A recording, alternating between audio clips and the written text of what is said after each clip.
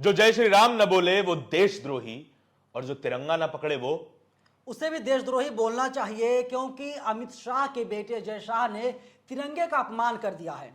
दिए तले अंधेरा और पिताजी बांट रहे हैं राष्ट्रवाद का सर्टिफिकेट और घर में ही देशद्रोही।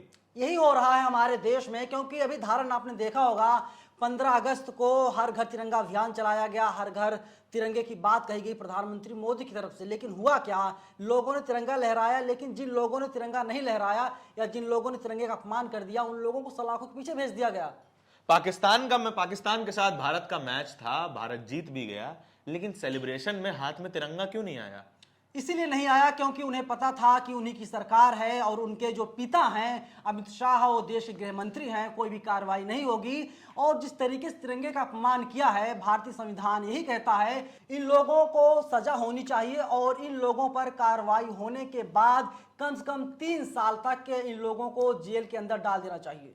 जब पिता भय कोतवाल तो डर काहेगा, पिताजी होम मिनिस्टर हो तो लगता है पुलिस कार्रवाई करेगी? बिल्कुल नहीं करेगी। आपने देखा था अभी नुपुर शर्मा ने जिस तरीके से बयान दिया था, नुपुर शर्मा तो बीजेपी की प्रवक्ता थी और ये तो देश के गृह मंत्री अमित शाह के बेटे हैं, इन पर कौन कार्रवाई करेगा? सबसे बड़ा सवाल हमारे देश में यही है और हर कोई पूछता है, लेकिन सरकार है जवाब नहीं देती। बीसीसीआई के सेक्रेटरी तो बन गए, गेंद का रंग पता होगा जय शाह को? बिल्कुल नहीं पता होगा। तमाम वीडियोस सामने आते हैं, उसमें ये पता चलता है कि जय शाह तो आ गए, लेकिन जय शाह को ये नहीं पता होगा कि एक टीम में कितने प्लेयर होते हैं। बीसीसीआई का सेक्रेटरी बनने की जो है एलिजिबिलिटी क्या है कि होम मिनिस्टर घर में पैदा होना पड़ेगा या पढ़ाई करनी पड़ेगी? बिल्कुल ऐसा ही लग रहा है। आजादी के 75 साल हो गए, हमारा देश आजाद कहने के लिए तो हो गया है, लेकिन जिसका बाप गृह मंत्री हो, जिसका बाप प्रधानमंत्री हो या किसी बड़े पदों बैठा हो, वो बड़ी ही आसानी के साथ ऐसे पदों पर आ जाता है। आपको उदाहरण पता होगा कि भारत की यही विडंबना है, भारत में ही विडंबना है कि योग्यता की यहाँ पर बात ही नहीं होती। ओएनजीसी का चेयरमैन कौन बना बैठा हुआ है, डायरेक्टर कौन है? बीजेपी का राष्ट्रीय प्रवक्ता संबित पात्रा है। हाँ, राष्ट्रवाद और परिवारवाद की बात बड़ी होती है कि राहुल गांधी जो हैं वो अपनी आजीवन पूरी जिंदगी में कांग्रेस के राष्ट्रपति ना बन पाते अगर राजीव गांधी के बेटे ना होते। इसीलिए बीजेपी कहती है कि राहुल गांधी जो है पप्पू हैं, और राहुल गांधी की बॉडी लैंग्वेज है, राहुल गांधी सही से बयानबाजी भी नहीं कर पाते, सही से बयान भी नहीं दे पाते। ऐसा लगता है प्रधानमंत्री मोदी का ऑप्शन राहुल गांधी तो नहीं बन सकते, और इसी के लिए एक तारीख मुकर्रर की गई है। 19 अक्टूबर को अध्यक्ष पद का चुनाव होगा कांग्रेस में। कांग्रेस का अगला प्रेसिडेंट कौन होने जा रहा है? अगर राहुल गांधी पप्पू हैं तो जय शाह कौन हुए? क्योंकि बेटे तो वही मंत्री हैं।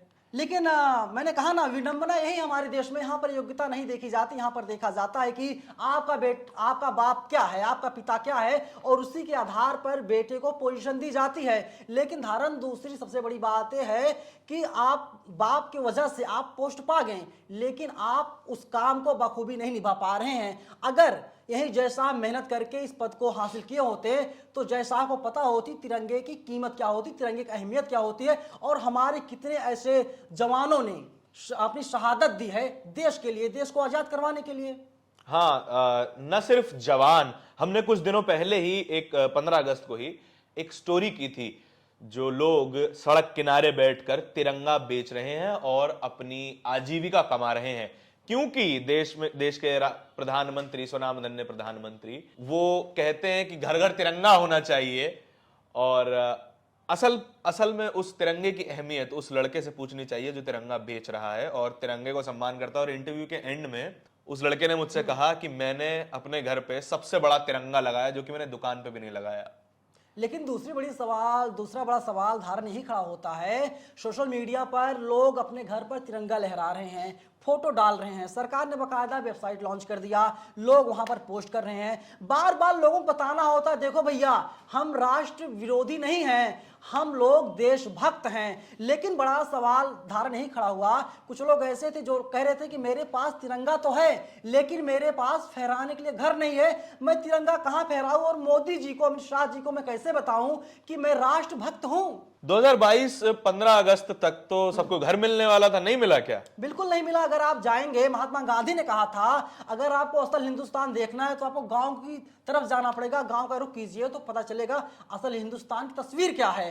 लेकिन अब आप गांव में जाएंगे, आप देखेंगे कि प्रधानमंत्री मोदी बात करते हैं, उन्होंने सबको गैस सिलेंडर दे दिया कि लोगों को गैस सिलेंडर मिल गया, लेकिन लोग जो है क्या दोबारा सिलेंडर को रिफिल करवा पाए हैं? नहीं करवा पाए हैं। बड़ा सवाल यही खड़ा होता है। और घर के तो बहुत बड़ी बात है, घर कहाँ प्रधानमंत्री मोदी दे पाए हैं? आप देख लीजिए, दिल्ली में हम लोग रहते हैं, हम लोग रिपोर्टिंग करने के लिए जाते हैं, रेड लाइट पर तमाम बच्चे मिलते हैं, गरीब मिलते हैं, उनके पास खाने के लिए पैसे नहीं होते, वे हम लोग पैसे मांगते हैं, 10 रुपए 5 रुपए दे दीजिए या उन्हें खाना खिला दीजिए। देश की स्थिति ये है। और हम शहर की बात कर रहे हैं, अगर हम धारण गांव में जाएंगे, गांव की स्थिति और ज्यादा बदहाल है, भयावह स्थिति है। शायद हम लोग कल्पना तक नहीं कर सकते दिल्ली में बैठ करके। असल में ये जितने भी लोगों की जिक्र इस वक्त नवीन कर रहे हैं, वो पलायन करके अपने गांवों से शहर की तरफ आए हैं आजीविका के लिए। और हमेशा से महानगरों के बारे में ये बात कही जाती रही है कि असल में महानगर का असली निवासी है कौन? क्या वो व्यक्ति जो गेटेड सोसाइटी में रहता है, ओमैक्स सिटी जैसी गेटेड सोसाइटी में रहता है, या फिर वो व्यक्ति जो फुटपाथ पे सोता है, फ्लाईओवर के नीचे सोता है और तब भी तिरंगे की इज्जत करता है? लेकिन दुबई में बैठकर एक महंगी टिकट तो खैर नहीं खरीदी होगी उन्होंने, अच्छा खासा खर्चा करके जब वो दुबई जाते हैं और वहां जाकर तिरंगे का अपमान करते हैं, तो वो भारत की छवि कैसी दिखाता है? देखिए, आपने ओमैक्स सिटी का नाम लिया, अभी एक मामला आया था श्रीकांत त्यागी का। त्यागी जैसे भ्रष्ट लोग ही ओमैक्स सिटी में घर खरीद सकते हैं, वहाँ पर फ्लैट को किराए पर ले सकते हैं, खरीद सकते हैं। लेकिन आपने कहा कि जो गांव से पलायन करके लोग दिल्ली आते हैं, मुंबई जाते हैं, वे लोग फुटपाथ के नीचे सोने को मजबूर हैं। इसीलिए मजबूर हो, सोचते हैं 2 पैसा मिल जाए। लेकिन सवाल ही नहीं रुकता, सवाल यहां से उठता है कि वे लोग गांव से पलायन करके शहर में आ जाते हैं, दिल्ली मुंबई जैसे बड़े शहरों में चले जाते हैं। वे लोग फ्लाईओवर के नीचे रहते हैं। वहां की सरकारें नाकाम हैं। सरकारों को शर्म आनी चाहिए। उनके यहाँ का निवासी, उनके राज्य का निवासी दूसरे राज्यों में जा करके फ्लाईओवर के नीचे सो रहा है। इसलिए सो रहा है, ऐसा नहीं उसके पास उस राज्य में घर है, घर नहीं है या घर है भी तो दूसरे बड़े शहरों में आता। उसे यही उम्मीद रहती धारण कि जब वहां पर आएगा तो चंद रुपए, कुछ पैसे, धन दौलत कमा करके शहर से गांव लाएगा और अपनी स्थिति को और बेहतर करेगा। लेकिन शहर में आने के बाद भी ऐसा नहीं हो पाता। ऐसा नहीं कोई हम लोग किसी पर आरोप लगा रहे हैं, कोई हम दोष बढ़ रहे हैं। ये चीज सच्चाई है, आपने भी देखा होगा, चाहे चिराग दिल्ली देख लीजिए, मूलचंद देख लीजिए, या आप कहीं पर देख लीजिए पूरी दिल्ली में। देखिए, एक बात हमारे पिताजी बड़ी कहा करते थे, जिसके पास पैसा कम होता है उसका दिल बहुत बड़ा होता है, और जिसके पास पैसा ज्यादा है उसके पास दिल ही नहीं होता। अब जब आप देश के गृह मंत्री के बेटे हैं, किस्मत से आप देश के गृह मंत्री के घर में पैदा हो गए हैं, तो पैदा हो गए थे, बाय डिफॉल्ट पैदा हो गए थे। एप्लीकेशन फॉर्म नहीं फिल किया होगा उसके लिए, तो आपको असल में उन भावनाओं की कदर नहीं रहती जिसके बारे में देश जो है बड़ी ही संजीदगी से सोचता है। वे लोग नहीं समझते हैं कि ऊपर पहुंच करके जब वे लोग कहीं पर पहुंच जाते हैं, उन्हें नहीं पता कि संघर्ष क्या होता है। जो लोग सीधा पहुंचते हैं, जो लोग मेहनत करके बढ़ते हैं आगे, धीरे धीरे मेहनत करते हैं, सीढ़ी की तरह ऊपर चढ़ते हैं। तो वे लोग जानते हैं इस पोस्ट पर हम लोग पहुंचे हैं, उसकी अहमियत क्या है। वे लोग उस चीज की इज्जत करते हैं। अमित शाह के बेटे जय शाह को नहीं पता है इस पोस्ट पर पहुंचने के लिए कितनी मेहनत करनी पड़ती है, क्योंकि देश के गृह मंत्री के बेटे हैं तो सीधा सीधा वहां पहुंच गए। अगर कोई गरीब का बेटा पहुंचता, उसे पता होती कि एक तिरंगे की अहमियत क्या होती है। क्योंकि भगत सिंह जैसे लोग, तमाम ऐसे लोग हैं जिन लोगों ने अपनी जान को न्यौछावर कर दिया। हंसते हंसते वे लोग फांसी की फंदों पर झूल गए। ये बात बहुत मौजूद है। और अगर इसी तरह के वीडियोस आपको पसंद आ रहे हैं, ये फॉर्मेट आपको पसंद आया, तो हमें कमेंट करके जरूर बताएं और देखते रहिए नेशनल दस्तक। धन्यवाद।